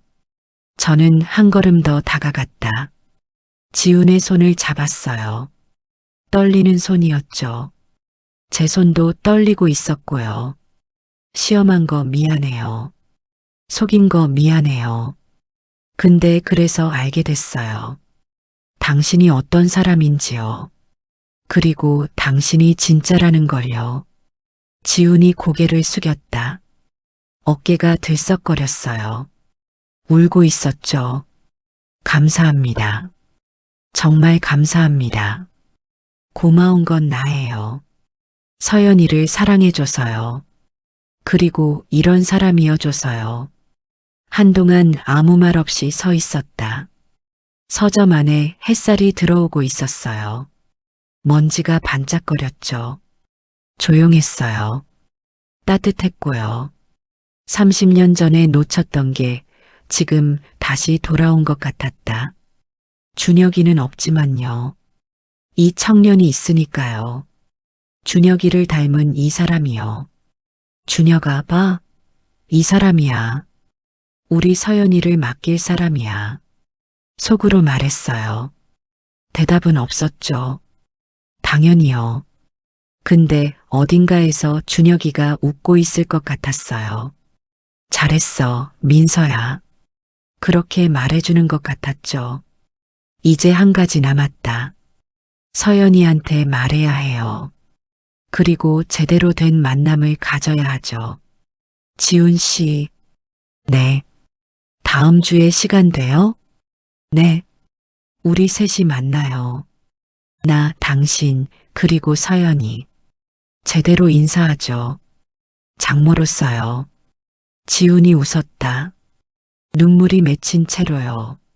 환한 웃음이었어요. 네. 시간 만들게요. 창밖으로 햇살이 쏟아지고 있었다. 옹기 책방 간판이 빛나고 있었죠. 좋은 날이었어요. 정말 좋은 날이었죠. 일주일이 지났다. 그 사이에 서연이한테 전화했어요. 할 말이 있다고요. 서연이는 차갑게 대답했죠. 무슨 말씀이신데요? 그 목소리에 상처가 묻어 있었어요. 제가 준 상처가요. 만나서 얘기하자. 다음 주 토요일에. 그 사람도 함께. 그 사람이요? 서연이 목소리가 흔들렸다. 놀란 거겠죠. 제가 지훈을 만나자고 하니까요. 응. 박지훈 씨. 같이 만나자. 전화기 너머로 침묵이 흘렀다. 서연이가 뭔가 말하려다 멈추는 게 느껴졌어요. 그러더니 작은 목소리로 대답했죠. 네. 알겠어요. 전화를 끊고 창밖을 바라봤다. 해가 지고 있었어요. 노을이 붉게 물들어 있었죠. 예쁘다고 생각했어요. 오랜만에 그런 생각을 했죠. 토요일이 됐다. 약속 장소는 청담동의 한 레스토랑이었어요. 고급스러운 곳이죠. 평소 같으면 이런 데서 만났을 거예요. 체면 때문에요. 근데 오늘은 좀 다른 의미였어요. 제대로 된 자리를 만들고 싶었거든요. 먼저 도착해서 자리에 앉았다. 흰 식탁보가 깔려 있었고 은빛 식기들이 반짝거렸죠. 창밖으로 거리가 내려다 보였어요. 잠시 뒤 문이 열렸다. 서연이가 들어왔어요. 그 뒤로 지훈이 따라왔죠. 서연이 표정이 굳어 있었다. 긴장한 거겠죠. 뭘 들을지 모르니까요. 제가 또 반대할 거라고 생각하는 것 같았어요. 지훈은 정장을 입고 있었다. 처음 보는 모습이었죠. 서점에서는 늘 편한 옷차림이었는데요. 오늘은 단정하게 차려입었어요. 긴장한 기색이 역력했죠. 앉아요. 두 사람이 맞은편에 앉았다. 서연이가 저를 바라봤어요. 뭔가 말하려는 것 같았죠. 어머니 잠깐, 내가 먼저 할게. 서연이 말을 끊었다. 제가 먼저 해야 할 말이 있었으니까요. 숨을 깊이 들이쉬었다. 그리고 입을 열었죠. 서연아, 미안하다. 서연이 눈이 커졌다. 예상 못한 거겠죠. 제가 사과할 거라고는요. 그때 내가 너무 심했어. 서점 주인이면 어떻고 조선 가정이면 어때? 그게 뭐가 중요해? 중요한 건 이 사람이 어떤 사람인지잖아. 어머니, 서연이 목소리가 떨렸다. 내가 틀렸어. 체면만 생각했어. 가문의 격만 따졌어. 그게 다 부질없는 거였어. 저는 지훈을 바라봤다. 지훈이 긴장한 표정으로 저를 보고 있었죠. 이 사람을 만나봤어. 3번이나. 서연이가 눈을 동그랗게 떴다. 뭐라고요? 그런 표정이었죠. 변장하고 갔어. 가난한 동네 할머니로요. 이 사람이 어떤 사람인지 직접 보려고. 서연이가 지훈을 봤다. 지훈이 고개를 끄덕였어요. 사실이라는 뜻이었죠. 어머니가 변장을요? 응, 말도 안 되는 짓이지. 근데 그래야 했어. 진짜 모습을 보려면. 서연이 입이 벌어졌다. 믿을 수 없다는 표정이었죠. 저도 웃음이 나왔어요. 지금 생각하면 정말 황당한 짓이었으니까요. 65살 재벌 회장이 변장이라니요. 3번 갔어. 첫 번째는 그 건물주 아들이 횡포 부릴 때, 두 번째는 비 오는 날 동네 아이 숙제 봐줄 때, 세 번째는 오늘, 아니 지난주에 또 그 양아치들 왔을 때. 서연이가 지훈을 다시 봤다. 지훈이 쓸쓸하게 웃었어요. 저도 몰랐어요. 그 할머니가 어머니신 줄은요. 서연아, 저는 딸의 눈을 똑바로 봤다. 이 사람 괜찮은 사람이야. 아니, 괜찮은 정도가 아니야. 대단한 사람이야. 서연이 눈에 눈물이 고였다. 부당한 일 앞에서 굴복하네. 약한 사람을 먼저 챙겨. 자기보다 남을 먼저 생각해. 그게 쉬운 게 아니거든. 돈 있는 사람들도 못하는 거야. 근데 이 사람은 해. 어머니. 서연이 목소리가 떨렸다. 눈물이 흘러내리기 시작했죠. 저는 지훈에게 고개를 돌렸다. 지훈 씨. 네. 제대로 인사할게요. 저는 강민서예요. 테크노바 CEO고요. 앞으로 당신 장모가 될 사람이에요. 지훈이 자리에서 일어났다. 허리를 깊이 숙였어요. 박지훈입니다. 서연 씨를 진심으로 사랑하는 사람입니다. 잘 부탁드립니다. 그 모습을 보면서 마음이 따뜻해졌다. 예의 바른 청년이구나. 다시 한번 느꼈죠. 앉아요. 지훈이 다시 앉았다. 서연이가 눈물을 훔치고 있었어요. 저는 서연이 손을 잡았죠. 따뜻한 손이었어요. 서연아, 고마워. 뭐가요? 내 선택을 믿어줘서 고마워. 그리고 어머니처럼 살고 싶지 않다고 말해줘서. 서연이 눈이 커졌다. 그때 그 말이요? 응. 그 말 듣고 많이 생각했어. 내가 어떻게 살았나? 뭘 위해서 살았나? 그리고 뭘 놓쳤나? 저는 잠시 말을 멈췄다. 가슴이 먹먹해져서요. 나도 젊었을 때 사랑한 사람이 있었어. 당신 아버지 전에 가난한 서점 직원이었지. 서연이 숨을 멈췄다. 처음 듣는 얘기였으니까요. 저도 한 번도 말한 적 없었죠. 부모님이 반대했어. 나는 그 사람을 떠났어. 가문과 체면을 선택했지. 그게 30년 전이야. 어머니, 그 사람은 결혼도 안 하고 혼자 살다가 10년 전에 세상을 떠났대. 나는 그 소식 듣고 울었어. 30년 동안 후회하면서 살았어. 눈물이 흘렀다. 제 볼을 타고요. 30년 만에 딸한테 하는 말이었어요. 숨겨왔던 이야기였죠. 그래서 너한테는 그러면 안 된다고 생각했어. 너한테 똑같은 후회를 물려주면 안 된다고. 그래서 직접 갔어. 이 사람을 보러. 서연이가 제 손을 꽉 잡았다. 따뜻했어요. 눈물이 흐르고 있었죠. 서연이도요. 저도요. 이 사람이요. 그때 내가 놓친 사람이랑 많이 닮았어. 눈빛이 그래. 웃는 모습이 그래. 사람을 대하는 태도가 그래. 지훈을 봤다. 지훈도 눈가가 붉어져 있었어요. 그래서 믿어도 되겠다고 생각했어. 이 사람이라면 너를 행복하게 해줄 거라고. 서연이가 울면서 웃었다. 저도 웃었어요. 지훈도 웃었죠. 셋이서 웃으면서 울었어요. 이상한 광경이었겠죠. 고급 레스토랑에서 세 사람이 울면서 웃고 있으니까요. 한참 뒤에 눈물을 닦았다. 분위기가 좀 가라앉았죠. 저는 진지한 표정으로 지훈을 봤어요. 지훈 씨, 부탁이 하나 있어요. 네, 말씀하세요. 온기 책방이요. 절대 포기하지 마세요.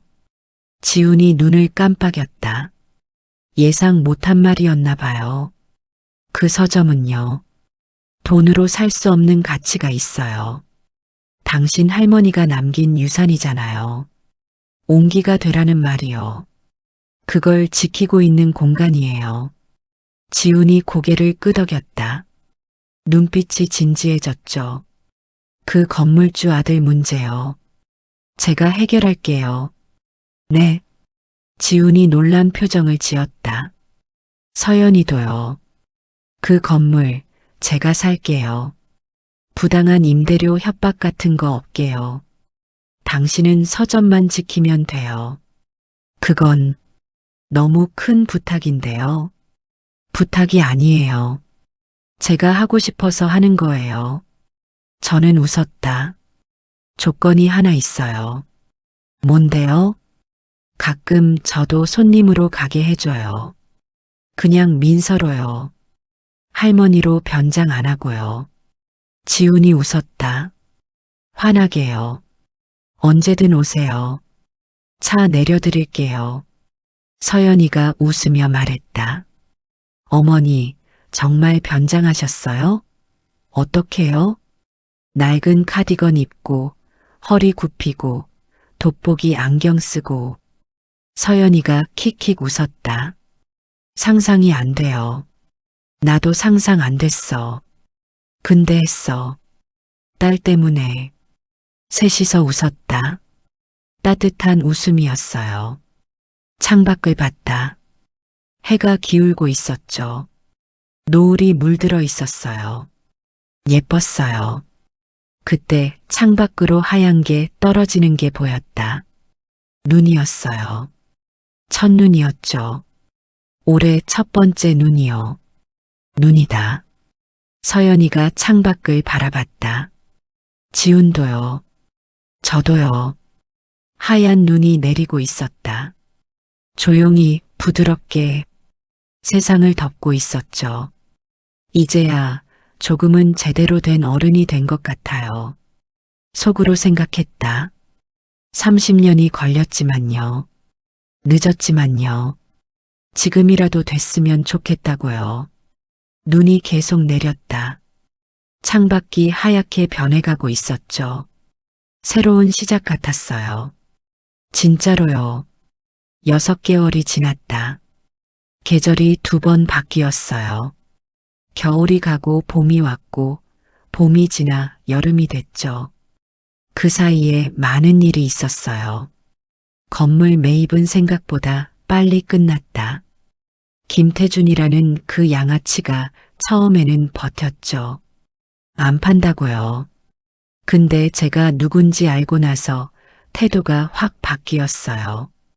테크노바 CEO가 직접 나섰다는 걸 알았으니까요.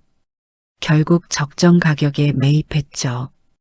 그 뒤로 태주는 옹기 책방 근처에 얼씬도 안 했어요. 당연하죠. 이제 건물주가 저니까요. 서점은 그대로 뒀어요. 리모델링도 안 했죠. 지훈이 원하지 않았거든요. 이대로가 좋다고요. 할머니 흔적이 남아있으니까요. 저도 동의했어요. 옹기 책방은 그대로여야 옹기 책방이니까요. 대신 한 가지만 바꿨어요. 임대료를요. 상징적인 금액만 받기로 했죠. 지훈이 처음에는 안 된다고 했어요. 그건 너무 부담된다고요. 근데 제가 말했죠. 이건 투자예요. 옹기에 투자하는 거예요. 수익률은 안 따져요. 그랬더니 지훈이 웃었어요. 고집세시네요, 어머니. 그러면서요. 그때부터 저를 어머니라고 부르기 시작했죠. 들을 때마다 마음이 따뜻해졌어요. 서연이와 지훈은 3개월 전에 결혼했다. 작은 결혼식이었어요. 양가 가족이랑 가까운 친구들만 초대했죠. 화려하게 하자는 제안을 서연이가 거절했거든요. 어머니, 저는 작아도 따뜻한 게 좋아요. 그 말에 할 말이 없었다. 제가 원했던 건 성대한 결혼식이었거든요. 재벌가 딸의 결혼식답게요. 근데 서연이가 원하는 건 그게 아니었죠. 따뜻함이었어요. 온기였어요. 결혼식 장소가 어디였는지 아세요? 온기 책방이었어요. 책장 사이에 꽃을 놓고 손글씨 메모들 사이에 하객들이 앉았죠. 작고 아담했지만 세상에서 가장 따뜻한 결혼식이었어요. 저는 그 결혼식에서 울었다. 펑펑 울었어요. 기쁜 눈물이었죠. 30년 만에 흘리는 기쁜 눈물이었어요. 준혁아 봐. 우리 딸이 행복해. 속으로 말했어요. 하늘 어딘가에서 준혁이가 웃고 있을 것 같았죠. 잘했어, 민서야. 그렇게 말해주는 것 같았어요. 오늘은 토요일이다. 회사 일이 없는 날이죠. 예전 같으면 집에서 서류 보거나 골프장에 갔을 거예요. 체면 때문에요. CEO는 그래야 한다고 생각했으니까요. 지금은 달라요. 오늘 갈 곳이 정해져 있었다. 온기 책방이요. 단골이 됐거든요. 진짜 단골이요. 가짜 할머니로서가 아니라 그냥 민서로서요. 편한 옷을 입었다. 청바지에 니트 스웨터요. 예전 같으면 상상도 못할 차림이었죠. CEO가 청바지라니요. 근데 이제는 편했어요. 이게 진짜 저니까요. 지하철을 탔다. 6개월 전처럼요. 근데 기분은 완전히 달랐죠. 그때는 시험하러 가는 거였어요. 지금은 가족을 만나러 가는 거예요. 역에서 내려 골목을 걸었다. 익숙한 길이었어요. 눈 감고도 갈 수 있을 것 같았죠. 옹기 책방이 보였다. 손글씨 간판이 햇살에 반짝거리고 있었어요. 근데 뭔가 달라 보였다. 사람이 많았어요. 서점 앞에 줄이 서 있었죠. 뭐지? 가까이 가서 보니까 이유를 알겠더라고요. SNS에서 유명해진 거예요. 가장 따뜻한 서점이라고요. 손글씨 메모가 화제가 됐다고 하더라고요. 젊은 사람들이 사진 찍으러 오고 책 사러 오고요. 줄을 서서 기다렸다. 저도 손님이니까요. 특별 대우 안 받아요. 그게 좋았어요. 잠시 뒤 안으로 들어갔다. 책 냄새가 코끝을 스쳤죠. 익숙한 냄새였어요. 6개월 동안 수십 번 맡은 냄새요. 어머니, 서연이 목소리가 들렸다. 카운터 뒤에 서연이가 있었어요. 지훈 옆에서요. 둘이서 손님을 응대하고 있었죠. 서연아, 바쁘네. 네, 요즘 손님이 많아요. 주말에는 특히요. 서연이가 웃었다. 행복한 얼굴이었어요. 예전에는 못 보던 표정이었죠. 테크노바 이사로 일할 때는 늘 지쳐 보였거든요. 지금은 달랐어요. 빛나고 있었죠. 서연이는 회사를 그만뒀다. 결혼하고 나서요. 제가 말렸어요. 후계자인데 어떡하냐고요. 근데 서연이가 말했죠. 어머니, 저는 여기서 일하고 싶어요. 지훈 씨랑 같이요. 이게 제가 원하는 삶이에요. 그 말에 할 말이 없었다. 막을 수 없었죠. 막고 싶지도 않았고요. 서연이가 행복하면 그게 제일이니까요. 회사는 전문 경영인을 뽑았어요. 유능한 사람이죠. 저는 회장으로 물러났고요. 일주일에 이틀만 출근해요. 나머지 시간은 제 삶을 사는 거죠. 60년 넘게 못 살았던 제 삶을요. 어머니, 커피 드릴까요? 지훈이 물었다. 저를 보며 웃고 있었죠. 응, 고마워. 구석 자리로 갔다. 창가 옆 작은 테이블이요. 제 자리였어요. 6개월 동안 여기 앉았거든요. 지훈이 의자를 하나 더 놔줬죠.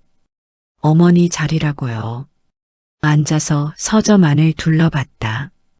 손님들이 책을 보고 있었어요. 어떤 사람은 손글씨 메모를 읽고 있었고, 어떤 사람은 사진을 찍고 있었죠. 다들 행복해 보였어요. 지훈이 커피를 가져다 줬다. 따뜻한 아메리카노요. 고마워, 지훈 씨. 별 말씀을요, 어머니. 지훈이 웃고 다시 카운터로 갔다. 서연이 옆으로요. 둘이 나란히 서서 손님을 맞았어요. 눈빛을 주고받으며 웃었죠. 저는 그 모습을 바라봤다. 따뜻했어요. 가슴이 뭉클했죠. 서점 한쪽 벽에 사진이 걸려 있었다. 결혼식 사진이요. 서연이와 지훈이 웃고 있었고 제가 옆에 서 있었죠. 그 아래 작은 액자가 하나 더 있었어요. 지훈의 할머니 사진이요. 너도 누군가에게 온기가 되어라. 그 글씨가 적혀 있었죠.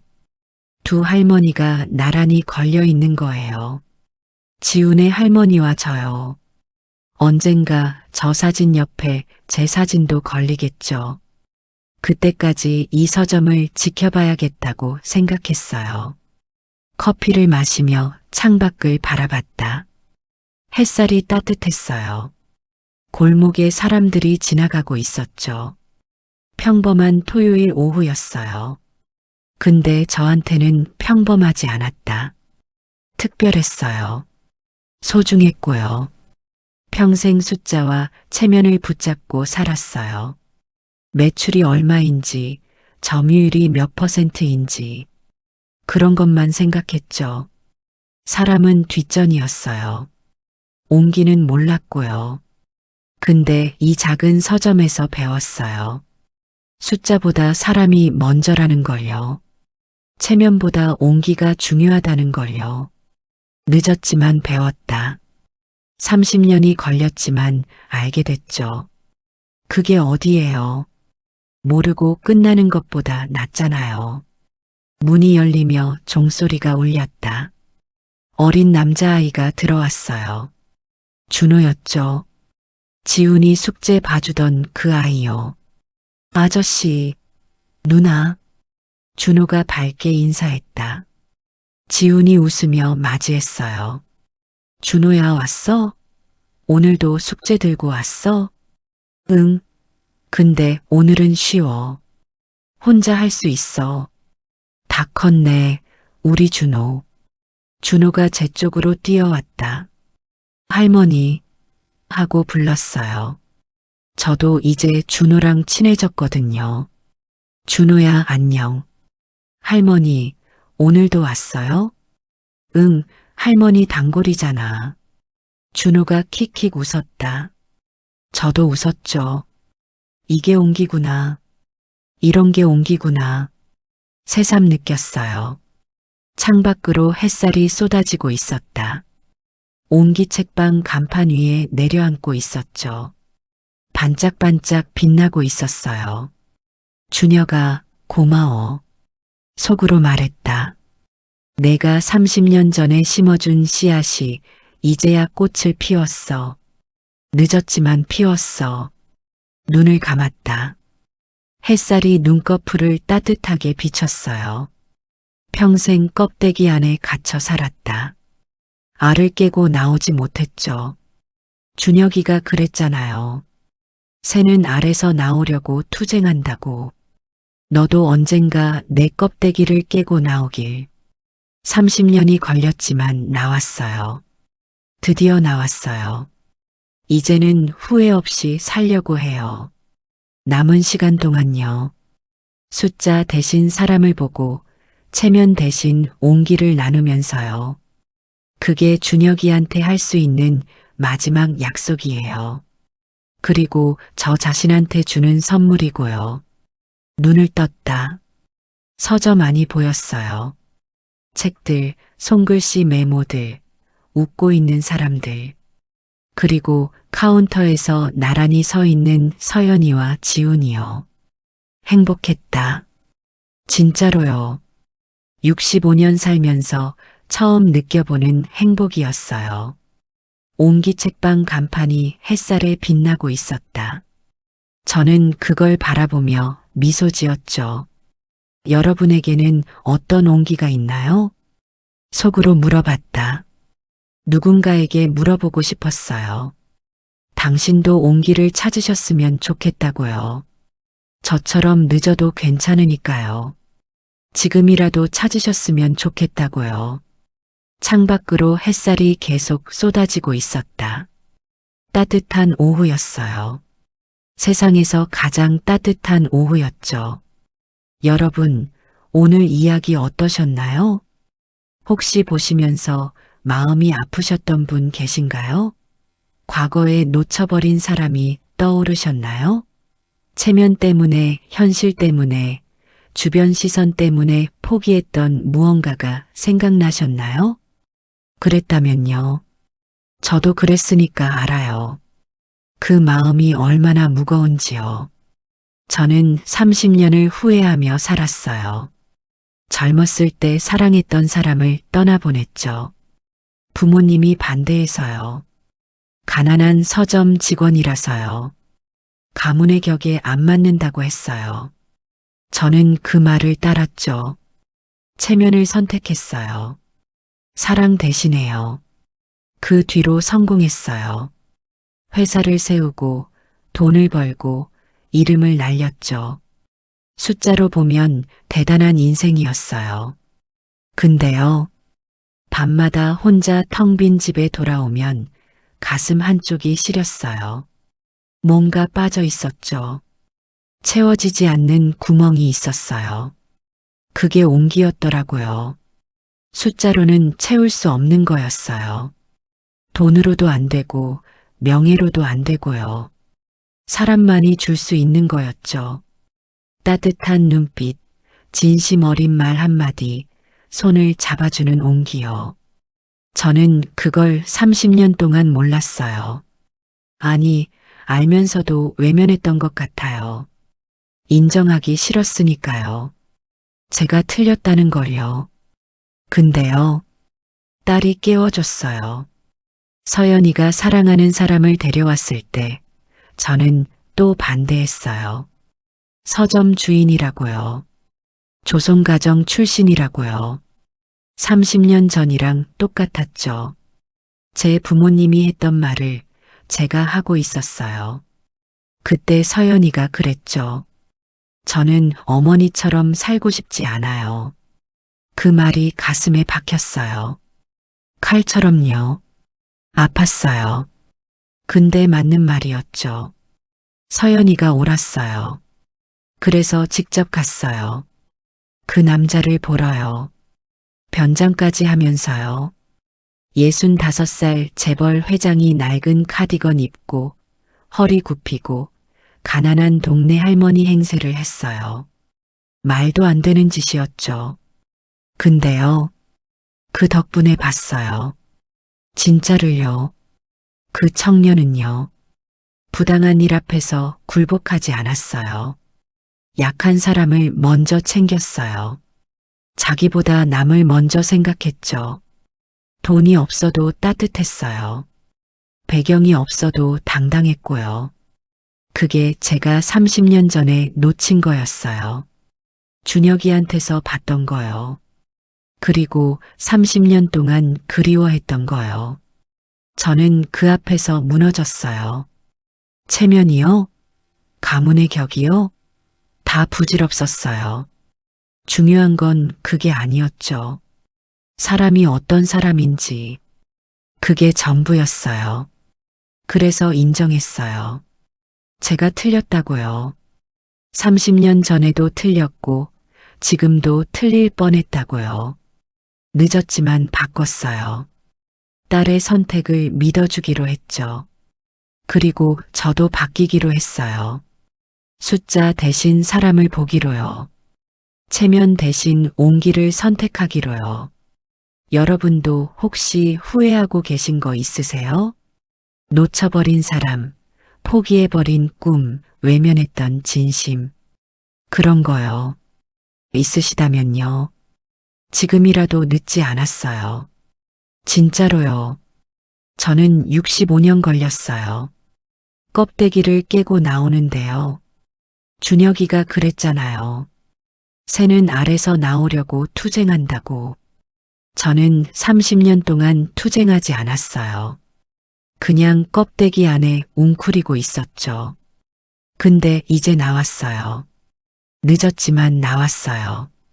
여러분도 나오실 수 있어요.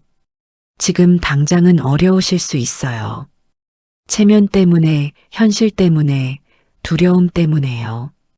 알아요. 저도 그랬으니까요. 근데요, 한 발만 내디뎌 보세요. 작은 한 발이요. 놓쳤던 사람한테 연락해 보세요. 포기했던 꿈을 다시 꺼내 보세요. 외면했던 진심을 마주해 보세요. 그 한 발이 기적을 만들지도 몰라요. 진짜로요. 저한테는 3번의 기회가 있었어요. 첫 번째는 30년 전이었죠. 준혁이를 만났을 때요. 저는 그 기회를 놓쳤어요. 체면을 선택했으니까요. 두 번째는 서연이가 지훈을 데려왔을 때요. 저는 또 놓칠 뻔했어요. 똑같은 실수를 할 뻔했죠. 세 번째는 온기 책방에서였어요. 지훈을 직접 만났을 때요. 그의 눈빛을 봤을 때요. 그때 저는 선택했어요. 이번에는 놓치지 않겠다고요. 여러분한테도 기회가 올 거예요. 아니, 이미 와 있을지도 몰라요. 지금 이 순간이 그 기회일 수도 있어요. 놓치지 마세요. 제발이요. 껍데기를 깨세요. 알에서 나오세요. 투쟁하세요. 늦었다고 생각하지 마세요. 65년 걸린 저도 해냈어요. 여러분도 하실 수 있어요. 그리고요. 온기를 나누세요. 거창한 게 아니에요. 따뜻한 눈빛 한 번, 진심 어린 말 한마디, 손을 잡아주는 것. 그런 거요. 그게 온기예요. 그게 사람을 살리는 거예요. 지훈이 할머니가 그랬대요. 너도 누군가에게 온기가 되어라. 그 말 한마디가 서점 하나를 만들었어요. 사람들을 모았고요. 가족을 만들었죠. 여러분도 누군가에게 온기가 되어주세요. 그 온기가 퍼져나갈 거예요. 세상을 조금씩 따뜻하게 만들 거예요. 오늘 이 이야기가요. 여러분 마음에 작은 온기가 됐으면 좋겠어요.